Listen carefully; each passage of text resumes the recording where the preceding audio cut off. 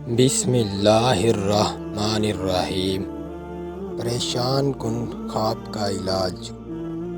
نبی کریم صلی اللہ علیہ وآلہ وسلم نے فرمایا، بے شک اچھا خواب اللہ کی طرف سے ہوتا ہے، حلم یعنی برا خواب جس میں گھبراہٹ ہو شیطان کی طرف سے ہوتا ہے۔ اسی لیے جب تم میں سے کوئی شخص ایسا خواب دیکھے جو برا ہو تو جاگتے ہی 3 مرتبہ بائیں طرف دھتکار دے، تھو تھو کرے اور اس خواب کی برائی سے اللہ کی پناہ مانگے، طرح خواب کا اسے نقصان نہیں ہوگا۔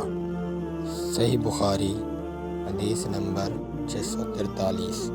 آپ دوستوں کا ویڈیو دیکھنے کا شکریہ۔ اگر ویڈیو اچھی لگی تو لائک کریں، کمنٹ کریں اور چینل کو سبسکرائب کر دیں اور بیل آئیکن کے نوٹیفیکیشن کو آن کر دیں۔ جزاک اللہ۔